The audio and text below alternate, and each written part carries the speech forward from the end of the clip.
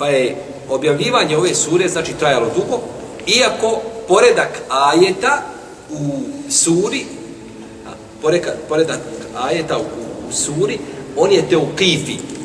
Kada kažemo da nešto teuqifi, znači da je to od Allaha, tako naređeno od zakonodavca da bude tako i ne može se mijenjati. Poredak sura je teuqifi u Kur'anu. Postoje tu razilaženje izvjesna, međutim ispravno da je to teuqifi.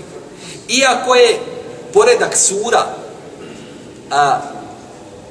blaži od samog strožije je pitanje poredka čega? Ajeta unutar sure.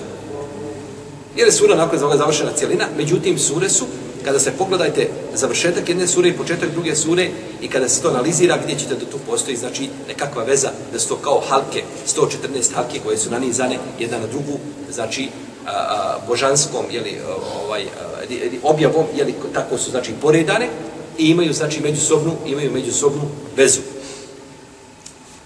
Pa je ponekad znači ta veza jasna, a o idbara nujum završava koja sura?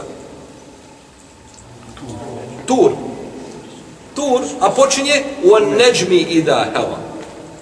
Pa se spominje neđm na kraju i na početku ove, znači veza je očigledna tu. A nekad ta veza treba da bude šta? Da je zaključiš, da je shvatiš, da je izvučeš iz konteksta, znači i da je razumiješ. Jeste. Pa je poredak, znači, ajeta tu ne upita, da neko ne bi kazao, pa dobro, to nešto mi duga, taj mi period dug, kako je to redan? Tačno, kaže poslanik, objavi, taj ajet stavite ispred tog i tog ajeta, a iza tog i tog ajeta. Tačno se, znači, zna gdje su ajeti dolazili, kako, i tu nema, znači, nikakve dileme oko toga.